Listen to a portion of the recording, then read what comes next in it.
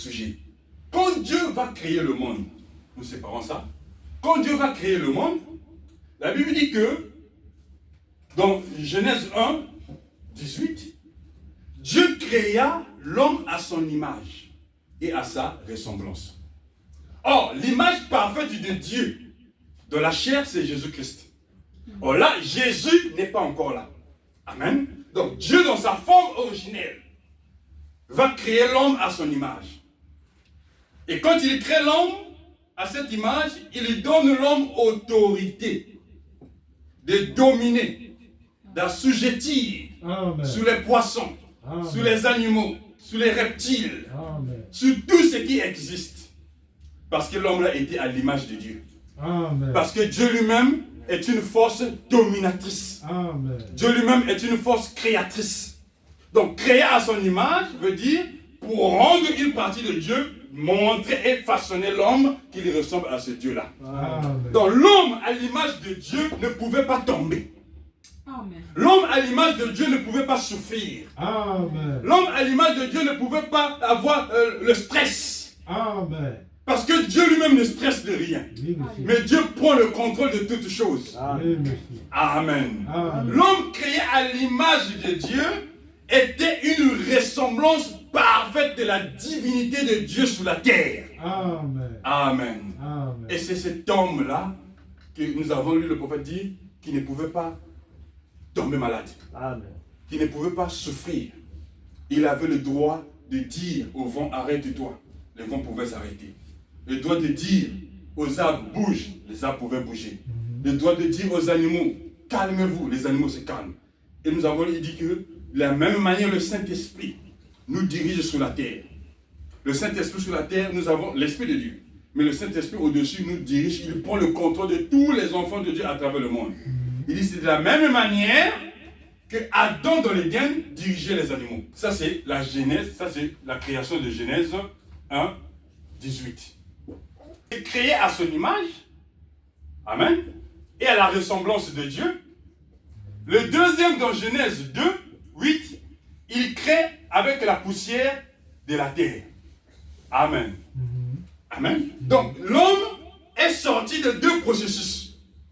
Il y a le processus où il crée l'homme à son image et à sa ressemblance. Il lui donne l'autorité. Il investit cet homme à son image, l'autorité d'assujettir, de dominer. Et à ce processus où l'homme en question n'est pas charnel physique, il va rassembler la poussière de la terre pour former un homme avec la peau, à l'image des bêtes, à l'image des animaux. Amen. Celui-ci à l'image de Dieu et celui-là à l'image des animaux. Qu'il puisse avoir un corps physique. Amen. Et la Bible dit, dans le verset 7, l'Éternel Dieu forma l'homme de la poussière de la terre, il souffle sur ce bout de terre-là qu'il a formé. Dans ses narines, et le souffle de vie, et voilà l'homme s'éleva, il devient un être vivant. Amen. Amen. Donc, tel que nous sommes deux. Il y a ce corps, et il y a le corps Christ, image de Dieu en moi. Donc, si je meurs, comme j'ai toujours dit à mon épouse, c'est la plus merveilleuse grâce que l'homme puisse avoir, mourir en Christ. Donc, si je meurs, ce corps tombe, mais celui-là est encore vivant. Amen. Amen. Oui, parce que celui-là, c'est à l'image de Dieu. Il ne meurt pas. Il ne connaît pas la mort. Il ne sait pas sentir la douleur. Amen. Amen. Amen. Amen. Amen. Amen. Amen. Donc là, c'est le corps. Et là, c'est l'âme. Et l'âme, là, elle a été créée à l'image de Dieu. Mais ce corps-là a été créé à l'image des animaux. Donc lui, il doit manger comme un animal, mange aussi. Il doit marcher comme un animal, marche aussi. Amen. Il doit dormir comme les animaux dorment aussi. Amen. Il doit aller chercher aussi tout ça, chercher quelque chose à cultiver, comme les animaux aussi peuvent le faire. Amen. Il est fait à l'image de l'animal. Amen. Amen. Amen. Et quand Dieu sauve l'homme, ça on doit le comprendre. Amen. Quand Dieu sauve l'homme, il ne sauve pas ce corps. Oui, monsieur. Amen. Oui, monsieur. Il sauve l'âme qui est en Amen. vous. Amen. Amen. Donc le salut de Dieu, la délivrance de Dieu, ce n'est pas pour ce corps-là seulement. Mais le salut de Dieu, c'est que votre âme puisse vivre éternellement, comme a dit Jésus. Éternellement. Amen. Et l'apôtre Paul nous dit, dans Galates 5, que celui-là a ses désirs. Celui-là aussi a ses désirs. Amen. Dieu nous a créés pour dominer. Il a créé cette âme-là pour dominer, pour assujettir, pour prendre le contrôle. Afin que nous puissions sortir une apparence qui est à l'image de Dieu. Amen. Est-ce que vous le comprenez? Donc le but de Satan quand il venait tenter Ève, ce n'était pas pour seulement séduire Ève. Il cherchait à couper la relation qu'il avait ici et le Père lui-même. Amen. Donc ça c'est Dieu. Amen. Parce que cette âme-là était en contact direct avec Dieu. Donc la ruse du diable était de venir enfermer cet homme et couper cette relation. Voyez-vous, oh mes frères, quand tu sors ici, dans la rue, partout, ici dans les villes, vous voyez les hommes qui sont nés à l'image de Dieu pour être fils et filles de Dieu, mais vous les voyez enfermés dans les cages du péché. Qu'est-ce qui se passe? C'est la ruse du diable. Il vient en fait enfermer cet homme-là. Amen. Le rendre innocent de ce qu'il est. Parce que le diable sait que le jour que vous comprenez ce que vous êtes, vous devenez vous-même autorité. La Bible dit, quand quelqu'un devient conscient de ça, il se met à genoux. Sa prière a une grande efficacité. Amen. Amen. Voyez-vous, il met les gens dans les cages du péché. Oh là là. Or, l'homme n'a pas été créé pour être lié.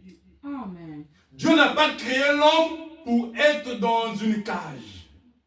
Dieu a créé l'homme pour être libre. Amen. C'était le Fils de Dieu à son image.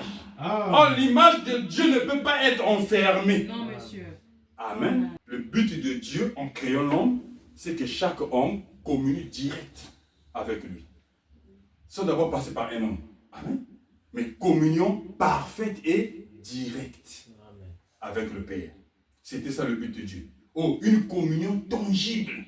Quand un homme crie, automatiquement il l'entend. Amen. Amen. Voyez-vous? Mais le péché nous a introduits dans la corruption.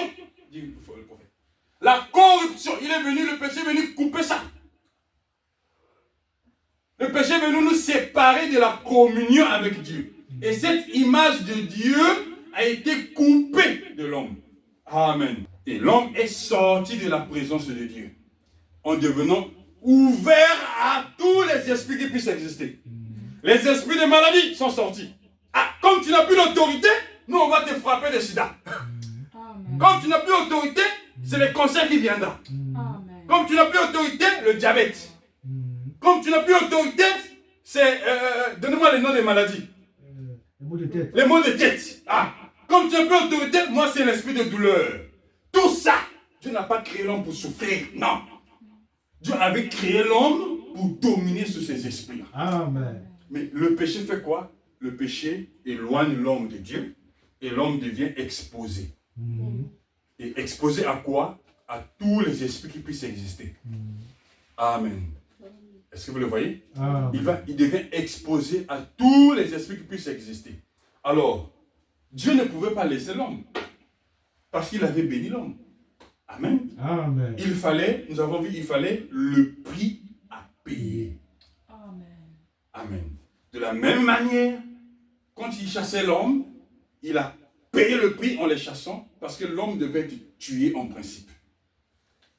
Parce qu'il avait dit, le jour que vous en mangerez, vous mourrez. Le jour. Oui, monsieur. Il n'a pas dit les heures qui viendront après. Le même jour que vous mangez, vous mourrez. Oui, monsieur. Et Dieu les avait prévenus. De ne pas sortir de ma volonté parfaite. De ne pas briser la communion là. N'allez pas communier avec le serpent. N'écoutez pas ce qu'il vous dira. Le mensonge qu'il vous dira. Jusqu'aujourd'hui. Quand vous êtes malade, c'est le mensonge du diable. En principe, vous êtes né pour être en bonne santé. Amen. Est-ce que vous le comprenez? Amen. Amen. Quand même il y a l'échec, c'est la ruse du diable. Ce n'est pas votre vie. Votre vie est faite pour réussir. Et Dieu nous a créés pour prendre l'envol. Et Dieu avait prévenu l'homme, attention. le jour que vous couperez cette communion, vous mourrez. Vous serez à découvert de tous les esprits. Amen. Il avait prévenu l'homme. De la même manière, il avait créé le poisson pour que le poisson puisse dépendre de l'eau. De la même manière, il avait créé les animaux pour que les animaux puissent dépendre de la terre. De la même manière, il avait créé l'homme pour que l'homme puisse dépendre de Dieu. Amen. Donc vous faites sortir le poisson de l'eau, le poisson meurt. Amen. Vous faites sortir un animal de la terre pour le mettre dans l'eau, il va aussi mourir. Vous faites sortir l'homme de Dieu, l'homme meurt. Amen. Parce que l'homme a été créé pour vivre et dépendre de la volonté de Dieu. Amen. Pour vivre et marcher selon la parole de Dieu. L'homme a été créé pour communier avec Dieu. Et Dieu cherche les hommes et les femmes qui peuvent communier. Amen. Qui peuvent rester à un moment donné dans la maison en train de prier et Dieu parle. Amen. Même s'il ne parle pas par la voix audible, dans le songe. Oui, oui. S'il ne passe pas dans le songe, par la voix du cœur. Oui, oui. S'il n'y a personne, il va utiliser même un fou Amen. pour venir te donner un message. Oui. Parce que Dieu aime la communion. Amen. Amen. Amen. Dieu aime le contact avec lui. Amen. Et il avait dit à l'homme, le jour que vous mangerez, la communion est coupée, vous serez exposés. Amen. Et voilà, quand l'homme a mangé, il fallait la punition de Dieu arrive. Il a dit, le jour que vous en mangerez, vous mourrez. Amen. Et l'homme était exposé à la mort. Mais nous avons vu que Dieu a cherché un moyen d'échapper à la colère. La colère qui devait frapper l'homme. Cette colère a été dirigée vers un animal le plus soumis. L'être que Dieu a créé le plus docile, le plus respectueux. Un agneau. Il a frappé un agneau, un être. Au lieu de frapper ses têtes. Parce que l'agneau ici était aussi un animal. Hein? Un agneau ici était un animal. L'homme qui est resté là aussi était à l'image des animaux. Donc au lieu de frapper ce corps physique de l'homme charnel, il a frappé un agneau. Et l'agneau qui n'a pas commis de péché. L'agneau qui n'a pas dit que moi j'ai communié avec le diable. Un agneau innocent, un agneau pur, sans tache, sans ride. La colère a frappé cet agneau. Et Dieu a pris cet agneau, il a égorgé cet agneau. Et cet agneau, le sang coulait de partout. Il a pris la peau de l'agneau, il a revêtu l'homme. Et comme nous avons vu que quand l'homme sortait de l'Éden, il sortait avec le sang de l'agneau et les pleurs. Parce qu'ils ont perdu l'image de Dieu. Amen. Et quand Dieu les chassait, il disait aussi au serpent que attention, toi aussi ta correction arrive. Le plan de la rédemption viendra. La sémence de la femme viendra t'écraser la tête, comme nous l'avons vu. Amen. Amen. Et Dieu cherchait quelqu'un qui pouvait venir sans péché. Qui pouvait venir comme un agneau immolé. Qui pouvait venir sans ride, sans tache. Pour venir récupérer l'image que Dieu avait répétée. C'est le droit. Donc, on va lire ça peut-être. Le droit que Dieu a donné à l'homme. Bon, je te donne le droit, tu es le chef de la terre. Voilà. C'est moi qui ai le fourmouton, c'est moi qui ai le chef de terrain, je signe. Adam, toute ta descendance, vous êtes les chefs de la terre. Voilà. Garde cette image-là. Et voilà, le péché arrive, l'homme désobéit. Or, comme le droit là ne peut pas revenir au serpent, au diable, Dieu a répété son image. Amen. Mais or, l'autorité de la terre, c'est à l'homme. Donc Dieu cherchait quelqu'un pour restituer cette autorité-là. Amen. Alors comme il n'y avait personne, tout ce qui naissait par la femme était des pécheurs, alors il nous a envoyé un parent rédempteur. Amen. Il nous a envoyé un parent qui est venu nous sauver. Amen. Cette parole faite chair. Amen. Il nous a envoyé Christ. Il nous a envoyé lui-même l'Éternel, Amen. qui est devenu homme. C'est Dieu qui est devenu chair. Amen. C'est Dieu qui prenant la forme de l'homme. C'est Jésus qui naissait sur la terre. Qui était-ce?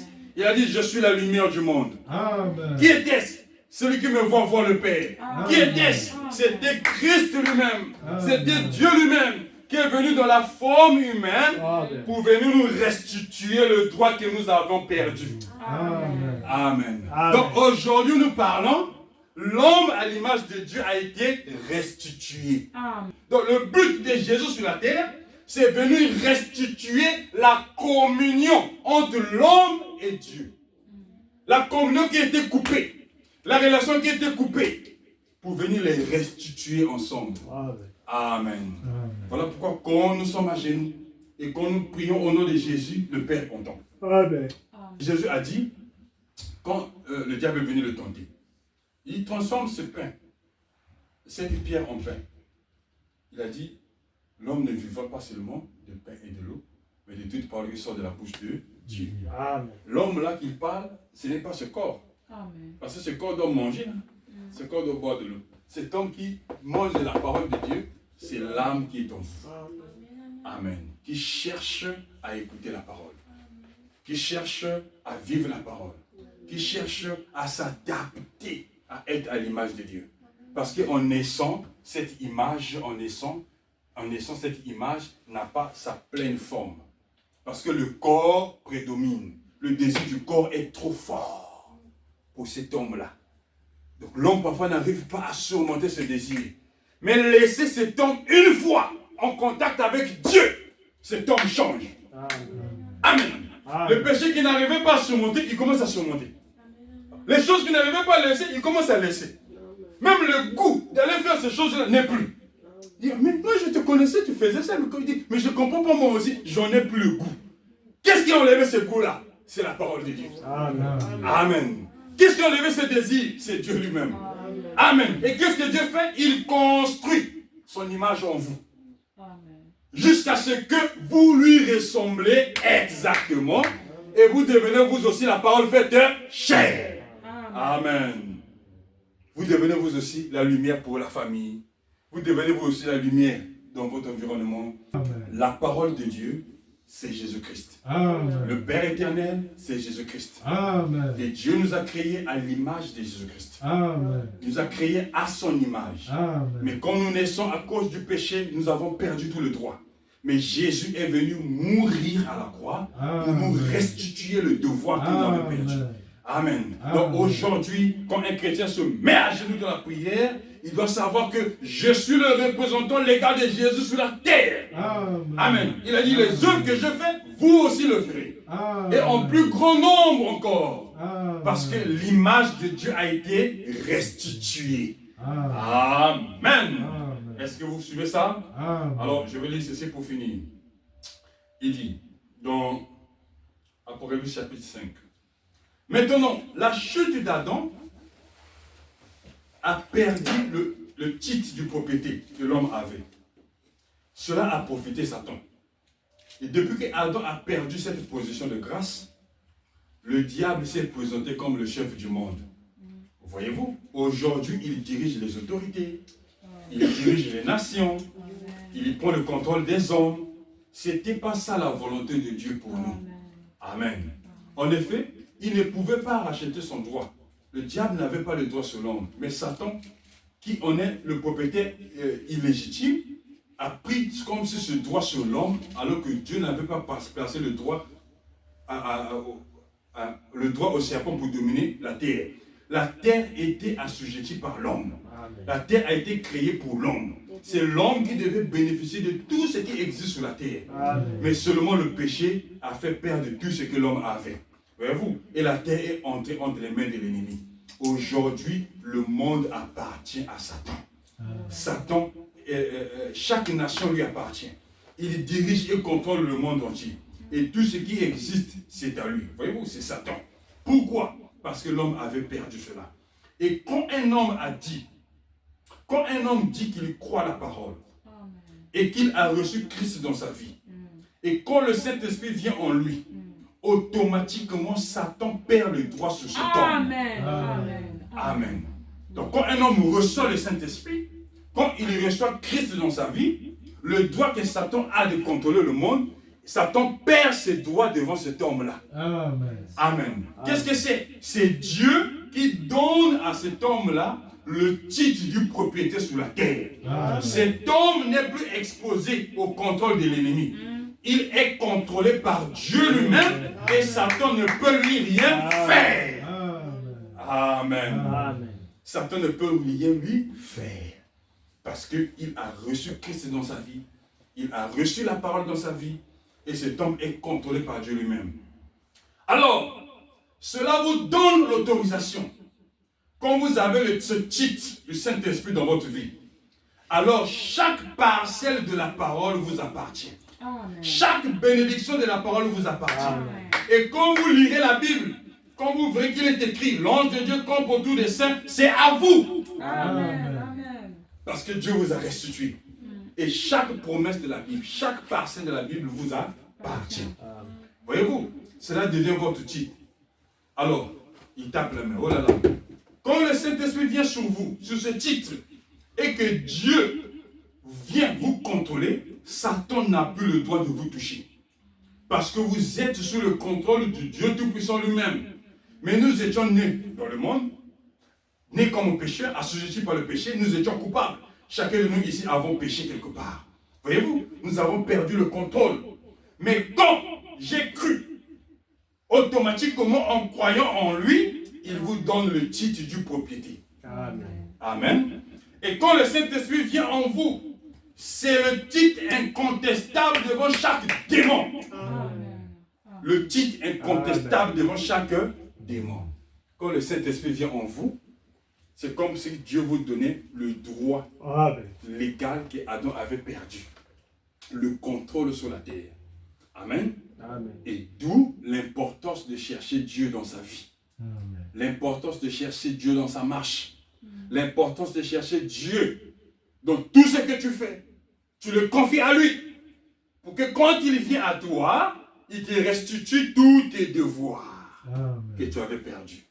Amen. Vous le comprenez? Amen. Jésus est la parole de Dieu. Amen. Jésus est Dieu lui-même. Amen. Jésus est Christ, est l'onction et la lumière qui est faite chair. Amen. Et Jésus est venu nous restituer le droit que nous avons perdu. Amen. Aujourd'hui, quand nous sommes malades, il y a Jésus qui guérit. Amen. Aujourd'hui, quand il y a la mort, il y a Jésus qui ressuscite. Amen. Aujourd'hui, quand nous souffrons, il y a Jésus qui donne la paix. Amen. Il dit, je vous laisse ma paix, pas comme le monde vous le donne. Mais je vous laisse ma paix, je m'en vais, je m'en irai. Mais le consolateur Amen. viendra en vous. Amen. Et vous serez mes disciples. Amen. Il y a Jésus qui est là présent. Amen. Confiez vos maisons, confiez votre travail, confiez Amen. vos activités, confiez vos études, confiez tout ce que vous êtes à Jésus-Christ. Amen. C'est lui qui ressuscite tout ce qu'il faut. Amen. Amen. Et quand vous êtes en Dieu, vous ne pouvez plus jamais se perdre.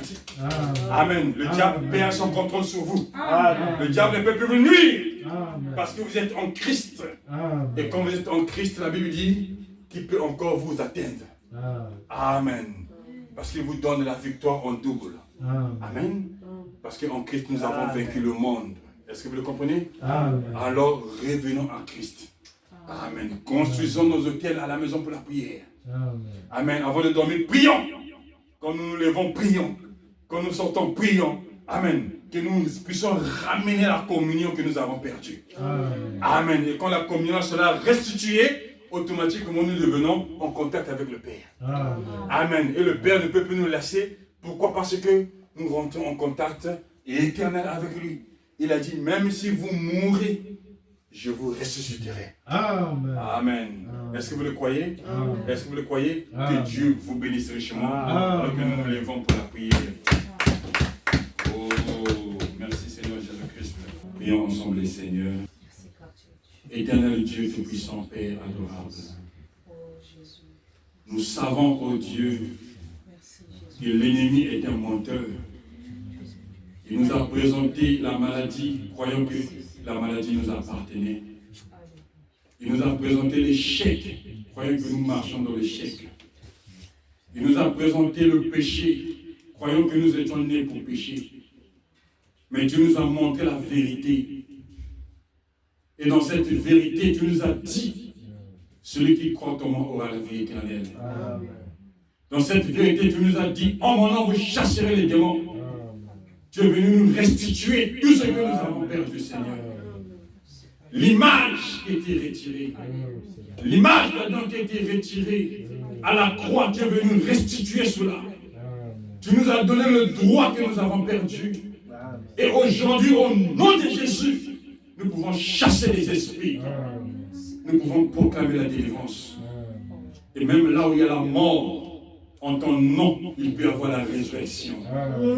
Là où il y a la maladie, en ton nom, il y a la guérison, Seigneur. Là où il y avait le péché, en ton nom, il y a la vie pure. Ton sang est venu nous délivrer, Seigneur. La mort à la croix est venue nous restituer. Oh, toi le parent rédempteur, toi qui n'as pas commis de péché, toi qui n'as pas commis de défauts, toi qui n'as pas commis d'iniquité, tu as pris notre place à la croix. Et c'est juste que tu as dit, tout est accompli. Nous avons reçu le droit que nous avons perdu. Aujourd'hui, grâce à ton nom, Seigneur Jésus, nous pouvons marcher sous la mort. Nous pouvons marcher sous le séjour des morts. Nous pouvons marcher sous le serpent. Nous pouvons boire les breuvages mortels et rien ne nous arrivera. Tu es venu donner l'autorité que nous avons perdue. Tu es venu restituer la vie que nous avons perdue. Tu es venu restituer, oh Dieu, la grâce que nous avons perdue. Et en ton nom, Seigneur, nous pouvons posséder toutes choses. Voilà pourquoi, Seigneur, ce matin, nous prions au lieu de l'échec, nous proclamons la réussite. Ce matin, au lieu de la maladie, nous proclamons la délivrance. Ce matin, au lieu de la mort, nous proclamons la vie. Ce matin, au lieu de l'échec, nous proclamons la réussite.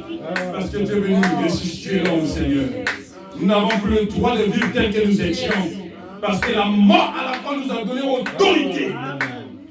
Et Seigneur, nous sommes créés à ton image. C'est pour communier avec toi. Le péché est venu couper cette communion. Nous ne savons plus à quel moment Dieu parle. Nous ne sommes plus sensibles à la voix de Dieu.